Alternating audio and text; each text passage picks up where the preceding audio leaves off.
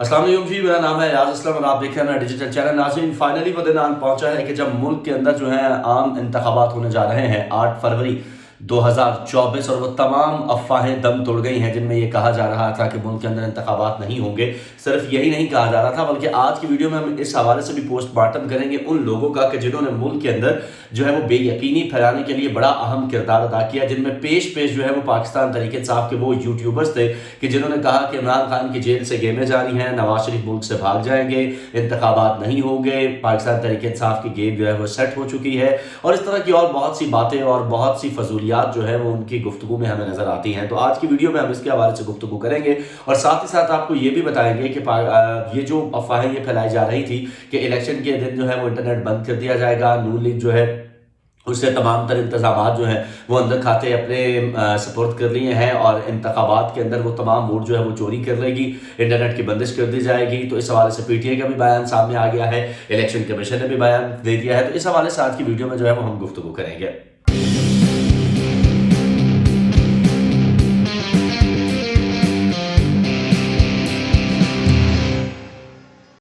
चलिए वीडियो का आगाज करते हैं। वीडियो में सबसे पहले गुफ्तगू करेंगे 8 फरवरी 2024, पाकिस्तान की तारीख का एक अहम तरीन दिन जो है वो फाइनली आन पहुंचा है। और जब ये वीडियो रिकॉर्ड की जा रही है तो चंद घंटों की दूरी पर जो है वो इंतखाबात हैं, और सुबह 8 बजे से लेके शाम 5 बजे तक वोटिंग का सिलसिला जो है वो बगैर किसी वक्फे के जारी रहेगा। इससे पहले कि हम वीडियो में अपने मौज़ूआत की तरफ आए, कुछ अहम चीज़ें जिनके आपको बताना जो है वो बहुत ज़रूरी है, खासतौर पर हमारे वोटर्स के लिए, वो मैं चाहता हूँ कि पहले आपके साथ जो है वो डिस्कस कर दूँ। इलेक्शन कमीशन की जानिब से एक बाकायदा हिदायतनामा जो है वो वोटर्स के लिए जारी किया गया है, और इस हिदायतनामे के मुताबिक ये है कि अगर आप वोट कास्ट करने जा रहे हैं तो आपके पास असल शनाख्ती कार्ड का होना जो है वो इंतहाई ज़रूरी है। ना तो फोटोकॉपी के ऊपर शनाख्ती कार्ड की आप वोट डाल सकते हैं, ना ही आप पासपोर्ट पे, ना ही आप ड्राइविंग लाइसेंस के ऊपर। हाँ, ये ज़रूर हो सकता है कि अगर आपका शनाख्ती कार्ड जो है वो ज़ायदुल मयाद है, यानी कि वो एक्सपायरी डेट उसकी जो है वो गुजर चुकी है, तो उसके बावजूद आप उसके ऊपर वोट जो है वो डाल सकते हैं। लेकिन इसके अलावा किसी भी किस्म की कोई भी शनाख्ती दस्तावेज जो है आपकी, उसके ऊपर वोट नहीं डाला जा सकता। इलेक्शन कमीशन ने बाकायदा तौर पर इस हवाले से हिदायत जो है वो जारी कर दी है। वोट डालते वक्त जब एक और चीज जिसका आपने बड़ा ख्याल रखना है, ये मैं थोड़ा सा आपके साथ जो है वो डिस्कस कर देता हूं, और उसके बाद हम अपनी जो वीडियो का सिलसिला है उसको हम आगे बढ़ाते हैं। आपने करना यह है कि जैसे ही इलेक्शन कमीशन की हिदायत जो जारी की गई है उसके मुताबिक आपने जैसे ही पोलिंग स्टेशन के अंदर जाना है तो दाखिले के बाद अपना असल शनाख्ती कार्ड जो है वो अपने प्रिजाइडिंग अफसर जो है उसको देना है, और शनाख्ती कार्ड पोलिंग अफसर के हवाले करने के बाद वोटर्स के दाएं अंगूठे पर आपके जो है वो एक अनमिनट रोशनाई या स्याही जो है वो लगाई जाएगी, जो इस बात का सबूत होगी कि आपने अपना वोट जो है वो कास्ट कर लिया है। उसके बाद प्रिजाइडिंग अफसर जो है वो वोटर की तस्वीर के सामने अंगूठे का निशान लगाएगा और वोटर का नाम वोटर फहरिस्त से काट दिया जाएगा। आपने ये भी ख्याल रखना है कि जब आप वोट डाल रहे हैं, ये चीज़ें आपने अपने ख्याल जहन में रखनी है कि जब आप इंतखाब वोट डालने के लिए जा रहे हैं तो आपकी जब एनमिट स्याही लगा दी गई है तो क्या आपका नाम जो है वो इस लिस्ट से काट दिया गया है या नहीं, इसका ख्याल आपने जो है वो ज़रूर रखना है। इसके बाद अगला मरहला आएगा जिसमें असिस्टेंट प्रिजाइडिंग अफसरान की तरफ से कौमी और सूबाई असम्बली के लिए बैलेट पेपर जो है वो आपको दिए जाएंगे, और कौमी असम्बली का जो बैलेट पेपर है वो सब्ज रंग का होगा, और सूबाई असम्बली के लिए आपको सफेद रंग का बैलेट पेपर जो है वो फ्राहम किया जाएगा। इसके बाद वोटर जो है वो वोटिंग स्क्रीन के पीछे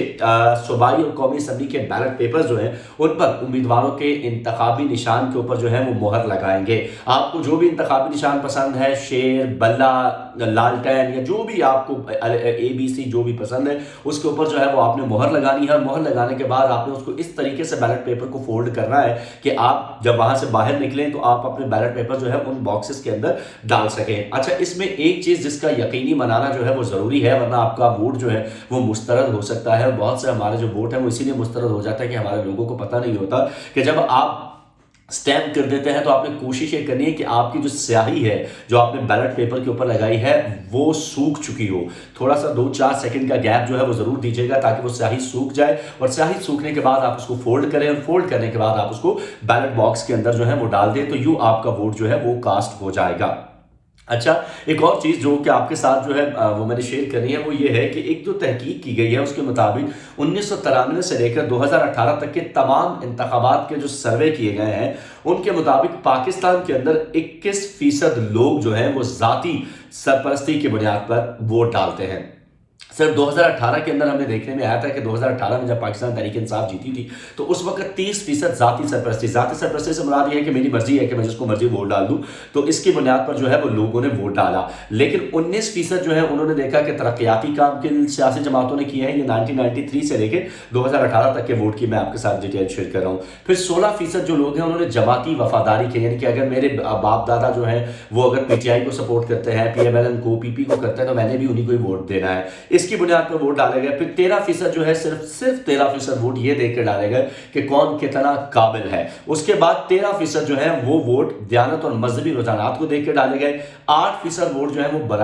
बरादरी की बुनियाद पर डाले गए कि जी चौधरी साहब खड़े हैं वोट में तो सारी चौधरी बरादरी जो है उसने चौधरी साहब पे वोट डालना है। फिर 2% जो है वो किसी और को हराने के जज्बे के साथ, जबकि 4% वोट जो है वो दीगर वजूहात की बिना पर डाले जाते हैं। तो आप ये देखिए कि पाकिस्तान के अंदर सूरत हाल ये है कि वोट जो है वो किस किस बुनियाद पर डाले जाते हैं। लेकिन इस मर्तबा मैं ये जरूर आपको कहूंगा कि जब आप वोट डालने जाएं तो इसको किसी भी अपनी सियासी वाबस्तगी से बालातर होकर डालें, आप किसी भी किस्म की बरादरी से बालातर होकर डालें। सिर्फ ये देखें कि आपके ख्याल में आपके मुल्क के लिए बेस्ट उम्मीदवार कौन सा है, क्योंकि फिर आप ही लोग होंगे जो अगले 5 साल के लिए ये वावेला करते हुए नजर आएंगे कि जी हमने जो है वो वोट उसको डाला था, वो तो जीता नहीं है, फलां जीत गया, तो अब हमारे हल्के के तरक्याती काम जो है वो नहीं हो रहे हैं, यह मुल्क जो है उसने उसका बेड़ा गर्क करके रख दिया है। लिहाजा मैं ये समझता हूं कि सबसे पहले काबिलियत को देखिए और काबिलियत के बाद उसकी दयानतदारी को देखिए और ये चेक कीजिए कि कोई भी जमात या वो उम्मीदवार क्या आपके मुश्किल वक्त में आपके साथ खड़ा था, या कि सिर्फ अभी जिस तरह 2.5 वो आजकल एक बड़ी मीम चल रही है ना कि 2 करोड़ की गाड़ी के नीचे 6 गार्ड के साथ बंदा नीचे उतरता और कहता है मैं तुम्हारा नौकर। तो सिर्फ ये देख के आपने वोट जो है नहीं डालने और चंद पैसों की बुनियाद पर भी वोट को बेचना नहीं है। वोट एक कौमी अमानत है, इसको जरूर डालिए, लेकिन ऐसे उम्मीदवार का इंतखाब कीजिए जिसकी वजह से आपको लगता है कि इस मुल्क के अंदर बेहतरी आ सकती है। इसके साथ साथ आज की वीडियो में ये बात करना बहुत जरूरी है कि पाकिस्तान के अंदर एक हैजान अंगेजी फैलाने के हवाले से पाकिस्तान तहरीक इंसाफ के जो यूट्यूबर्स हैं उन्होंने इंतहाई तूफानी बदतमीजी जो है वो मचा के रखा हुआ था और उनकी आप देखिए कैसे कैसे उन्होंने थंबनेल्स कैसी कैसी वीडियोस बनाई और इसमें पीटीआई के बड़े यूट्यूबर्स शामिल हैं जो कि उनकी सफ़े, अब मैं नाम किसी का नहीं लेता, आप लोगों को पता है, सफ़े अव्वल के यूट्यूबर्स के अंदर आते हैं और मुल्क के वो महाना की बुनियाद पर सिर्फ पैसे कमाने की खातिर मुल्क में हैजान अंगेजी फैला रहे हैं। उनकी जानिब से कहा गया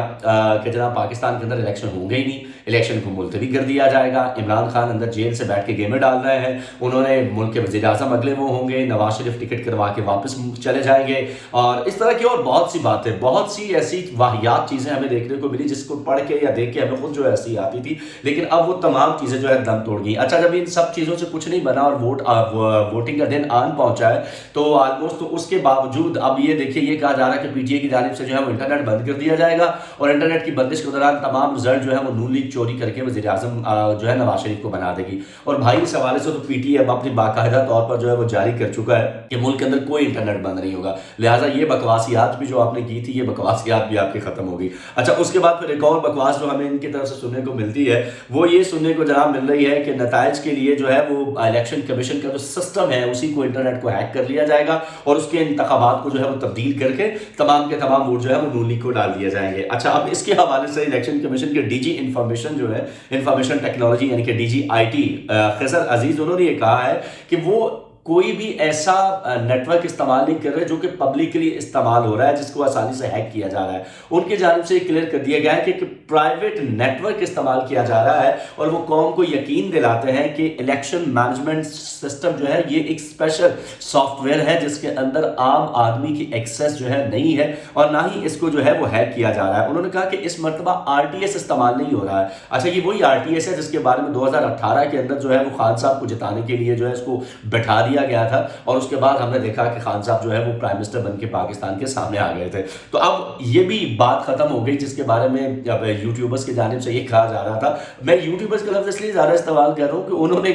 एक अजीब हैजान अंगेजी फैला रखी है। तो खैर अब इलेक्शन कमीशन ने आरटीएस के हवाले से भी जो है वो तरदीद कर दिया कि वो इस्तेमाल ही नहीं हो रहा है और कौम को ये यकीन दिलाया है कि इलेक्शन मैनेजमेंट सिस्टम एक स्पेशल सॉफ्टवेयर है और इस सिस्टम में 859 रिटर्निंग अफसरान के दफ्तर में ये दिया गया है आरओ दफ्तर में 4 डाटा एंट्री ऑपरेटर, 4 लैपटॉप और IT इक्विपमेंट जो है वो फ्राहम कर दिया गया है। और साथ ही साथ प्रिजाइडिंग अफसरान के मोबाइल में भी EMS इंस्टॉल किया गया है और प्रिजाइडिंग अफसर अपने मोबाइल पर फॉर्म 45 की तस्वीर लेकर रिटर्निंग अफसर को भेज देगा। और अगर सिग्नल नहीं भी आ रहे होंगे तो जब भी सिग्नल आएंगे तो फॉर्म खुद ब खुद आरओ के पास जो है वो पहुंच जाएगा और प्रिजाइडिंग अफसर को सिलेक्शन 95 के तहत आरओ के पास जाना है और वो अपने मोबाइल पर फॉर्म 45 जो है वो रिटर्निंग अफसर को जो है वो दिखा सकता है। अच्छा, इसके साथ साथ एक और चीज जो कि यहाँ पर क्लियर करना जरूरी है कि तमाम जब वोटें खुलते हैं, जब बैलेट बॉक्स को खोला जाता है तो उस वक्त एक एक नुमाइंदा सियासी जमातों का वहां पर मौजूद होता है। तो भाइयों, फिर किस तरह रिगिंग के हवाले से आप बात कर सकते हैं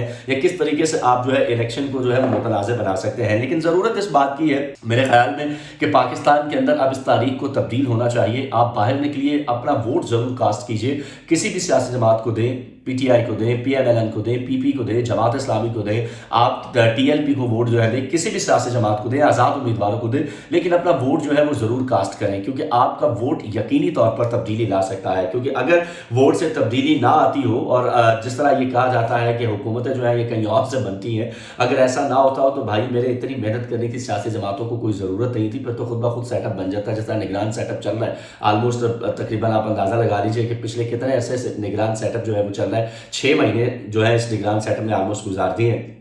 तो जब ये चीज़ें जो है वो चल रही हैं तो फिर हुकूमतें भी ऐसे आ सकती थी। लेकिन क्योंकि आपका वोट ज़रूरी है, आपका वोट कीमती है, ज़रूर बाहर निकलिए, अपना वोट कास्ट कीजिए, इस मुल्क के लिए अपना वोट कास्ट कीजिए, अपनी नस्लों की बका के लिए वोट कास्ट कीजिए और ईमानदार बनने का कोशिश कीजिए, अपने तौर पर इंतखाब कीजिए। तो हो सके तो इंतखाबात से पहले इस वीडियो को शेयर जो है वो ज़रूर कर दीजिए ताकि बहुत से लोग जो हैं वो इस वीडियो को देख के रहनुमाई हासिल कर सकें। और आखिर में एक चीज़ कि अपना शनाख्ती कार्ड नंबर इलेक्शन कमीशन के मैसेज सर्विस पे 8300 पर ज़रूर मैसेज करके अपना जो हल्के का पोलिंग स्टेशन है उसके बारे में आगाही हासिल कर लें ताकि कल आप किसी भी किस्म की परेशानी से जो है वो बच सके। इजाजत दीजिए, आपसे मुलाकात होगी अगली वीडियो में। अल्लाह के बाद।